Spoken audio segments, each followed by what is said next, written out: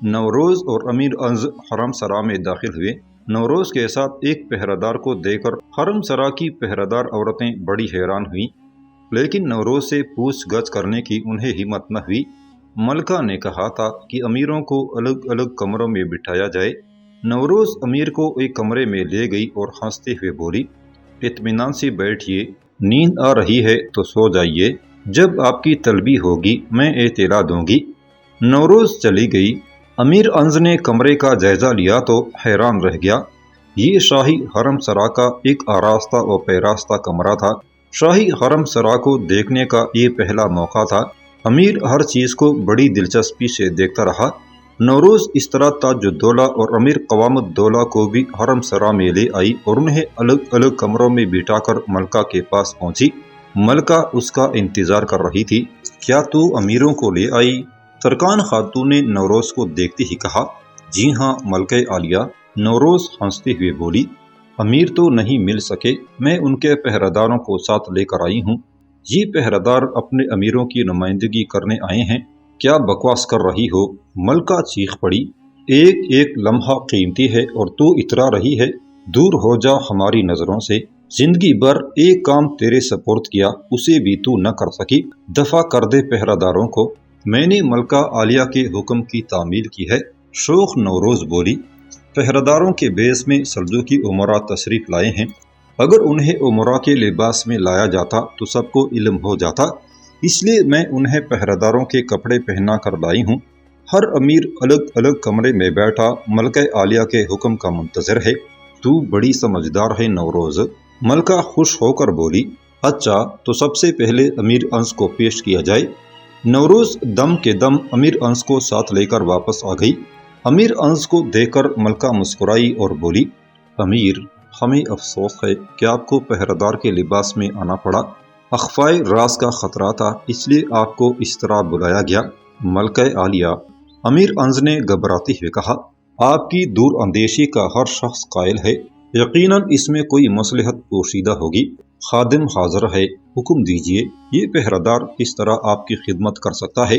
अमीर अंस, मलका बड़े वक़ार से बोली, हमें तुम्हारी वफादारी पर एतमाद था, इसीलिए रात को इस पहर तुम्हें शाही हरम सरा में आने की दावत दी गई। हमने फैसला किया है कि सल्जूकी फौजों की मुकम्मल सिपह सलारी तुम्हारे सपुर्द की जाए।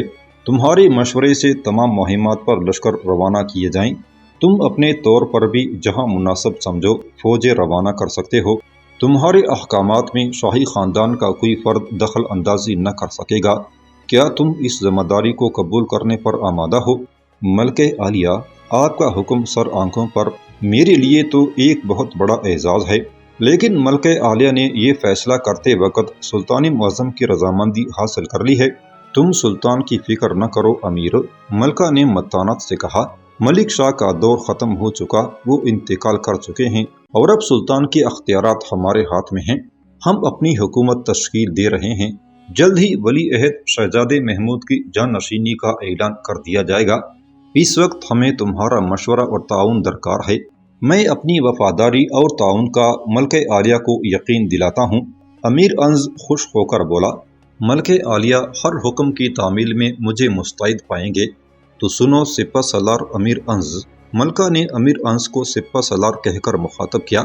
हम क़वामुद्दौला को मलिक शाह की अंगूठी देकर इस्फहान भेज रहे हैं, ताकि वो किलादार को अंगूठी दिखाकर इस्फहान पर कब्जा कर ले। उसे ये भी हुक्म दिया जा रहा है कि बरक्यारू को गिरफ्तार करके कैद में डाल दिया जाए। इस्फहान पर कब्जा होती ही हम मलिक शाह की लाश को लेकर इस्फहान पहुँच जाएंगे। इस्फहान पर कब्जे से पहले हम मलिक शाह की मौत को पोशीदा रखेंगे। मलके आलिया का मंसूबा हालात के मुताबिक है। अमीर अंज ने सर खम करके कहा, इस तरह इस्फहान पर बगैर खून बहाए कब्जा हो जाएगा और मुखालिफों के हौसले पस्त हो जाएंगे। अब तुम जा सकते हो सिपह सलारो, मलका ने कहा। कल किसी वक्त हमारी फिर मुलाकात होगी। अमीर अंज के जाने के बाद मलका तरकान खातून ने अलग अलग ताजुद्दौला और क़वामुद्दौला से मुलाकात की। ताजुद्दौला को मुशीर सल्तनत का ओहदा देकर राम किया गया और क़वामुद्दौला को इस्फहान का गवर्नर और किलादार बनाया गया। मलका ने क़वामुद्दौला को मलिक शाह की अंगूठी दी और 50 सवारों के साथ उसे सुबह होने से पहले इस्फहान की तरफ भेज दिया। اس طرح ملکہ ترکان خاتون نے ایک ہی رات میں تمام امیروں کو اپنا طرفدار بنا لیا اور دارالسلطنت اصفہان پر قبضہ کے لیے بھی قوام الدولہ کو روانہ کر دیا گیا۔ صبح ہونے والی تھی اور تمام رات بیدار رہنے کی وجہ سے ملکہ تھک گئی تھی۔ دوسرے دن بھی اسے بہت سے کام نمٹانا تھے، اس لیے وہ تھوڑی دیر آرام کرنے کے لیے لیٹ گئی۔ ملکہ نے سونے سے پہلے کنیزوں کو حکم دیا تھا کہ اگر شاہی طبیب آئیں یا خلیفہ کی طرف سے کوئی پیغام موصول ہو تو اسے فوراً بیدار کر دیا جائے۔ ملکہ مشکل سے 2 گھنٹے سوئی تھی کہ نوروز نے آ کے اسے اٹھا دیا۔ شاہی طبیب تشریف لائے ہیں ملکہ عالیہ۔ مجرا بجا لانے کے بعد نوروز نے ہنستے ہوئے اطلاع دی۔ ملکہ کی طبیعت بہت کسل مند تھی، لیکن نوروز کا ہنستا ہوا چہرہ دیکھ کر وہ بھی مسکرا دی۔ نوروز، تجھے ہر شخص خوبصورت دکھائی دیتا ہے، طبیب شاہی کے بارے میں تیرا کیا خیال ہے؟ طبیب شاہی اپنے پیشے میں بہت خوبصورت ہیں ملکہ عالیہ، نوروز نے برجستہ جواب دیا۔ ملکہ ہنس پڑی، تیری اسی حاضر جوابی کی وجہ سے ہم تجھ پر مہربان ہیں۔ نوروز بڑی حاضر جواب اور ہنس مکھ تھی، تمام دن مسکراتی رہتی۔ سلجوقی امراء وزراء نوروز کی خوش مزاجی اور خوش سلفگی کی وجہ سے اسے پسند کرتے تھے۔ ملکہ کی منظور نظر ہونے کی وجہ سے نوروز کا درجہ دوسری کنیزوں کے مقابلے میں بہت بلند تھا۔ ملکہ ترکان خاتون سیاست کی بساط بچھا چکی تھی۔ اس نے حصول سلطنت کے لیے رات ہی سے سوچ سوچ کے چالیں چلنا شروع کر دی تھی۔ شاہی طبیب خلیفہ مقتدی کی ملازمت میں تھا، اس لیے اس مخالف کو رام ہی نہیں کرنا چاہتا تھا، اسے کام بھی لینا تھا۔ ملکہ طبیب شاہی سے بڑی خندہ پیشانی سے ملی اور اسے ساتھ لے کر ملک شاہ کے کمرے میں داخل ہوئی۔ کمرے کے باہر مسلح عورتوں کا سخت پہرا لگا دیا گیا تھا، دور دور تک پرندہ بھی پر نہ مار سکتا تھا۔ کسی کو کمرے میں داخل ہونے کی اجازت نہ تھی، صرف نوروز کمرے کے دروازے تک آ سکتی تھی، اسے بھی یہ حکم تھا کہ باہر سے دستک دے۔ شاہی طبیب نے ملک شاہ کے چہرے سے چادر ہٹائی تو جھجک کے پیچھے ہٹا۔ کچھ دیر سوچنے کے بعد دلگیر آواز میں بولے، ملکہ عالیہ، سلطان العادل اپنے خالق حقیقی سے جا ملے ہیں، اب کسی دوا کی ضرورت نہیں، مغفرت کے لیے دعا کیجیے، ہمیں اس کا علم ہے طبیب محترم۔ ملکہ سنجیدگی سے بولی، ہم اس صدمے کو تمام رات بڑے کرب سے برداشت کرتے رہے، ہمیں آپ کی آمد کا بے چینی سے انتظار تھا۔ اس وقت انتقال فرمایا سلطان معظم نے؟ طبیب نے پریشانی سے پوچھا۔ سلطان تو ہمیں آغاز شب ہی میں داغ مفارقت دے گئے تھے، ملکہ نے گھٹی گھٹی آواز میں جواب دیا۔ ملکہ عالیہ، مجھے اسی وقت طلب کر لیا ہوتا آپ نے، طبیب صدمے سے بولا، پھر ذرا سوچ کے کہا، کیا امیر المومنین کو یہ اندوہناک خبر پہنچ چکی ہے؟ نہیں طبیب محترم، ملکہ نے بھرائی ہوئی آواز میں کہا، صاحب اقتدار لوگوں کی موت پر مصلحت کی چادر ڈالنی پڑتی ہے۔ آپ کو علم ہوگا کہ خلیفۃ المسلمین امیر المومنین خلیفہ دولت عباسیہ محترم و مکرم مقتدی بامر اللہ نے شہزادہ محمود کو ولی عہد سلطنت سلجوقیہ کا پروانہ جاری کر دیا ہے، لیکن ہم اس وقت دارالسلطنت اصفہان سے دور ہیں۔ اگر سلطان کی وفات کا اعلان بغداد میں کیا جائے تو کتنے ہی دعویداران سلطنت کھڑے ہو جائیں گے اور پورے ملک میں خانہ جنگی شروع ہو جائے گی، اسی لیے ہم پوری رات صبر کی سل سینے پر رکھے بیٹھے رہے۔ رات میں آپ کو تکلیف دینا یوں مناسب نہ سمجھا گیا کہ لوگ شبہ میں مبتلا نہ ہو جائیں۔ ملکہ عالیہ، طبیب نے سر جھکا کر کہا، اس عظیم صدمے میں میں آپ کا شریک ہوں۔ آپ نے درست فرمایا کہ سلطان کی وفات کے اعلان سے خانہ جنگی شروع ہو جائے گی۔ اب میرے لیے کیا حکم ہے؟ اگر آپ کے غم کو میں کسی طرح کم کر سکوں تو میں تیار ہوں، آپ حکم دیجیے۔ طبیب معظم، ملکہ ترکان خاتون ٹھنڈی سانس بھرتے ہوئے بولی، آپ ہمارے غم میں شریک ہوئے، ہم آپ کے شکر گزار ہیں، لیکن یہ غم بانٹنے کی چیز نہیں۔ ہاں، اگر آپ سلجوقی سلطنت کو خانہ جنگی سے روکنے میں ہماری مدد کریں تو یہ آپ کی بہت بڑی خدمت ہوگی۔ فرمائیے ملکہ عالیہ، طبیب نے جواب دیا، سلجوقی سلطنت اور آل سلجوق کی خدمت کر کے مجھے انتہائی خوشی ہوگی، میں ہر خدمت کے لیے آمادہ ہوں۔ محترم طبیب، ملکہ نے طبیب کو پوری طرح اپنے اعتماد میں لینے کے لیے کہا، ہم نے دارالسلطنت اصفہان پر قبضہ کے لیے فوج اور سرداروں کو بھیج دیا ہے، ظاہر ہے کہ اس میں 2-4 دن ضرور لگیں گے۔ اگر آپ سلطان کی لاش کو اس دوران میں محفوظ رکھ سکیں تو یہ آپ کی بہت عظیم خدمت ہوگی اور ہم پر ذاتی طور پر آپ کا احسان ہوگا۔ آپ بالکل فکر نہ کریں ملکہ عالیہ، طبیب نے بڑے خلوص سے کہا۔ اگر سلطان کی لاش کو محفوظ کرنے سے خانہ جنگی رک سکتی ہے تو 2-4 دن کیا، میں 2 ہفتے اسے خراب نہ ہونے دوں گا۔ مجھے اجازت دی جائے کہ لاش کو محفوظ کرنے کے لیے میں ضروری ادویات اپنے ساتھ لے آؤں۔ ٹھیک ہے طبیب محترم، ملکہ نے طبیب کو اجازت دے دی، لیکن شرط یہ لگا دی، آپ ہمارے کسی آدمی کو ساتھ لے جائیے اور ادویات لے آئیے، لیکن اس سلسلے میں آپ کو ہم سے ایک وعدہ کرنا ہوگا۔ اس سے خدا نخواستہ آپ کی توہین مقصود نہیں، صرف ایک سیاسی مصلحت ہے۔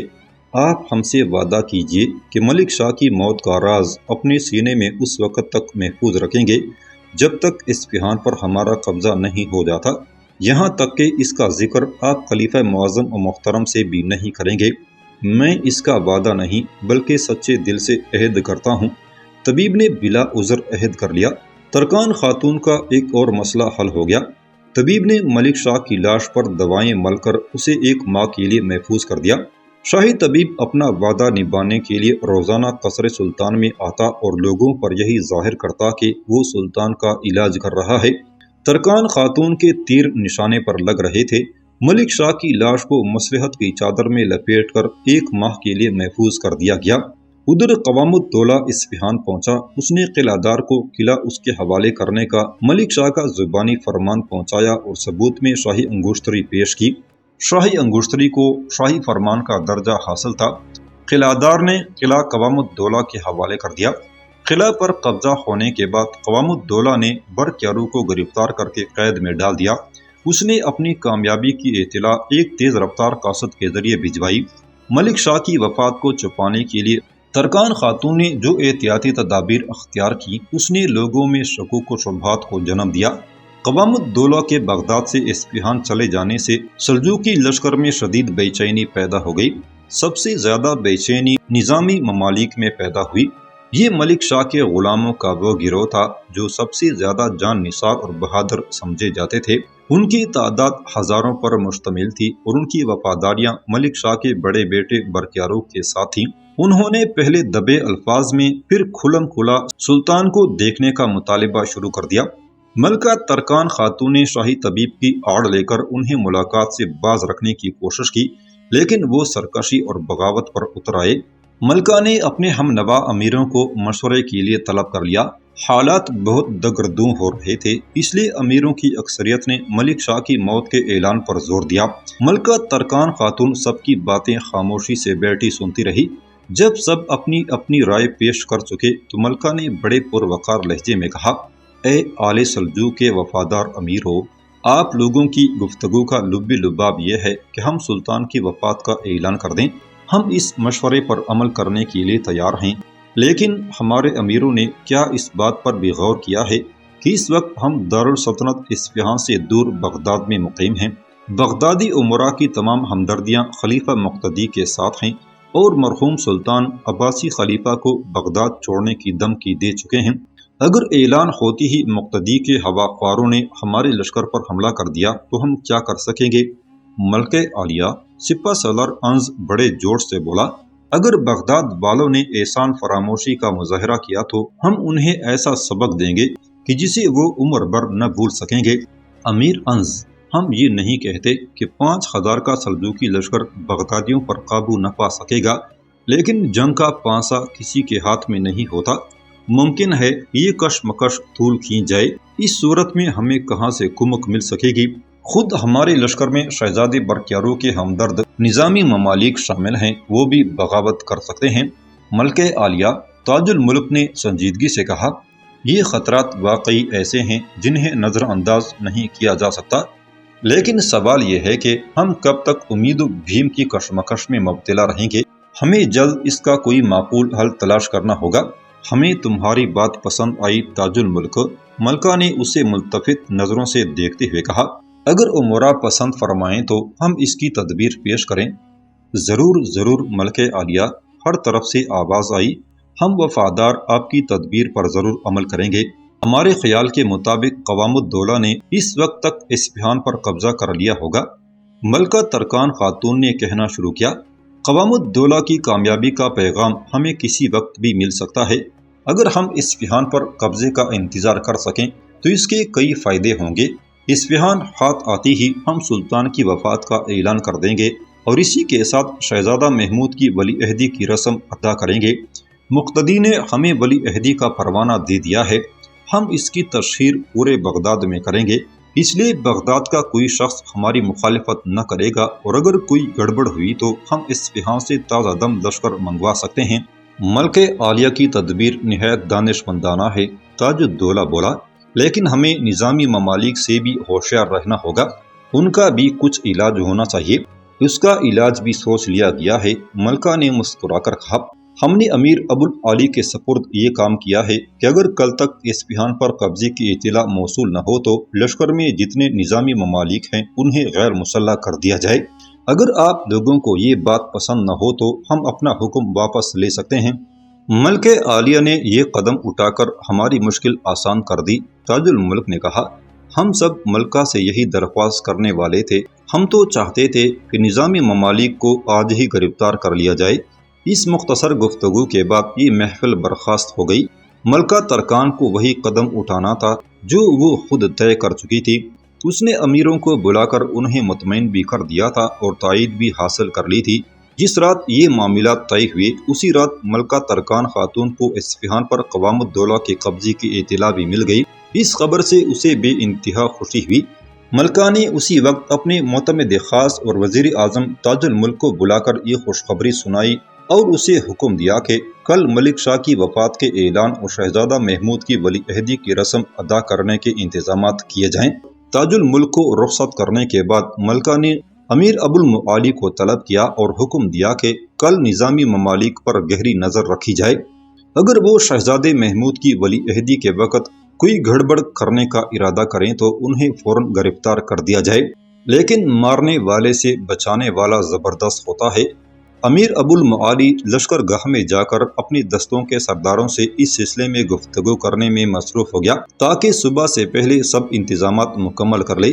ٹھیک اس وقت نظامی ممالک کے ایک خیمے میں کئی سردار بیٹھے آپس میں گفتگو کر رہے تھے۔ نظامی ممالک کے ہمدرد اور ملکہ ترکان خاتون کے مخالف اصفہان میں بھی موجود تھے۔ قوام الدولہ نے اصفہان پر قبضہ کر کے جب شہزادہ برقیارو کو گرفتار کیا اسی وقت نظامی ممالک کے 2 سوار اصفہان سے بغداد کی طرف چل پڑے۔ یہ دونوں سوار بھی بغداد پہنچے اور بڑی پوشیدگی سے ممالک کے خیموں تک پہنچ گئے۔ اس طرح نظامی ممالک کو اصفہان پر قبضے کی اطلاع ملکہ ترکان خاتون سے کئی گھنٹے پہلے مل گئی تھی۔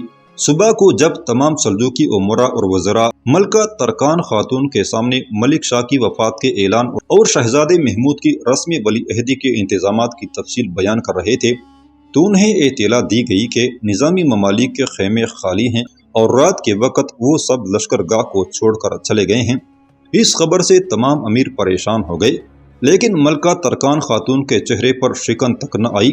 اس نے پررعب لہجے میں کہا، نظامی ممالک کا ہمارے لشکر سے نکل جانا ایک اور نیک شگون ہے، ہم انہیں گرفتار کرنے یا قتل کرنے کی زحمت سے بچ گئے ہیں۔ اصفہان پر ہمارا قبضہ ہے، وہاں کا تمام شاہی لشکر ہمارے ساتھ ہے، یہ 1000-2000 سوار ہمارا کیا بگاڑ سکتے ہیں؟ انہوں نے برقیارو کے زور پر ہمیں چھوڑا ہے، لیکن انہیں خبر نہیں کہ برقیارو کو پہلے ہی گرفتار کیا جا چکا ہے۔ اصفہان پہنچتے ہی ہم اس کا فیصلہ بھی کر دیں گے۔ ترکان خاتون کا یہ تیر بھی نشانے پر بیٹھا تھا، بات بھی سمجھ میں آنے والی تھی۔ امیروں کی پریشانی دور ہو گئی۔ دن چڑھتے ہی قصر سلطان سے سلطان العادل ملک شاہ کی وفات کا اعلان ہوا۔ ملکہ ترکان خاتون ماتمی لباس پہنے بال کھولے حرم سرائے سلطانی سے برآمد ہوئی۔ سلجوقی لشکر میں کوہرام مچ گیا، ہر آنکھ اشک بار ہو گئی۔ خلیفہ مقتدی کو معلوم ہوا تو وہ بھی گھبرا کے اپنے عمائدین کے ساتھ ملکہ ترکان خاتون کے پاس تعزیت کے لیے آیا۔ ملکہ ترکان خاتون نے آنسو بہاتے ہوئے خلیفہ کا استقبال کیا اور دست بوسی کی اجازت چاہی۔ یہ ایسا موقع تھا کہ خلیفہ انکار نہ کر سکا۔ ملکہ ترکان خاتون دل میں نفرت بھرے لیکن چہرے پر تعظیم و احترام سجائے آگے بڑھی اور نہایت ادب سے خلیفہ مقتدی کے ہاتھ کو بوسہ دیا۔ یہ نظارہ بڑا غم انگیز تھا۔ سلطانوں کا سلطان دنیا سے اٹھ چکا تھا۔ سلجوقی سوار دھاڑے مار مار کے رو رہے تھے۔ ملکہ ترکان خاتون ملک شاہ کے غم میں پچھاڑے کھا رہی تھی۔ خلیفہ مقتدی نہ چاہتے ہوئے بھی ملکہ کی اشک شوئی کر رہا تھا اور اسے تسلی دے رہا تھا۔ پھر ملکہ ایک دم سنبھلی اور برائی ہوئی آواز میں مخاطب کیا، اے سلطنت سلجوقیہ کے وفادارو، اے خلیفۃ المسلمین، امیر المؤمنین کے چاہنے والو، آج آل سلجوق کا روشن آفتاب غروب ہو گیا۔ اس کے لیے جتنا بھی غم کیا جائے وہ کم ہے، لیکن موت برحق ہے۔ جو پیدا ہوا ہے اسے ایک دن اس دار فانی کو چھوڑنا ہے۔ سلطان ملک شاہ ہمیں چھوڑ گئے، لیکن اس کی نشانی اور یادگار ہمارے پاس موجود ہے۔ یہ کہتے ہوئے ملکہ نے اشارہ کیا۔ ایک کنیز شہزادے محمود کو لیے ہوئے ملکہ کے پاس آ گئی۔ ملکہ نے 4 سالہ محمود کو اپنی گود میں لے لیا اور سسکی بھرتے ہوئے بولی، خلافت عباسیہ کے پرستاروں اور آل سلجوق کے وفاداروں، یہ شہزادہ محمود ہے، ملک شاہ کی نشانی۔ خلیفہ محترم و مکرم نے اسے سلطان مرحوم کا ولی عہد اور جانشین مقرر فرمایا ہے۔ میں مجبور عورت ہوں، شہزادے کو خلیفہ محترم کے قدموں میں پیش کر رہی ہوں تاکہ وہ ملک شاہ کے جانشین کی تصدیق فرما دیں۔ خلیفہ مقتدی ولی عہدی کا پروانہ جاری کر کے پہلے ہی اپنے ہاتھ کٹوا چکا تھا۔ اب بھلا اس بھرے مجمع میں جہاں سلجوقی سرداروں کے علاوہ ہزاروں بغدادی عوام اور خواص موجود تھے، وہ محمود کی جان نشینی سے کیسے انکار کر سکتا تھا؟ وہ کیسے کہتا کہ یہ پروانہ اسے جبراً حاصل کیا گیا ہے؟ آخر خلیفہ نے شہزادے کے سر پر ہاتھ رکھ کر اس کی جان نشینی کی تصدیق کر دی۔ مجمع میں سلطان محمود شاہ کے نعرے بلند ہو گئے۔ خلیفہ کچھ ایسا دل برداشتہ ہوا کہ اسی وقت اٹھ کے چلا گیا۔ ملکہ ترکان کو اب خلیفہ کی ضرورت نہ رہی تھی، اس کا مقصد تو پورا ہو چکا تھا، اب مخالفت کون کرتا؟ خلیفہ کی تصدیق کے سامنے بغدادیوں نے سر جھکا دیے۔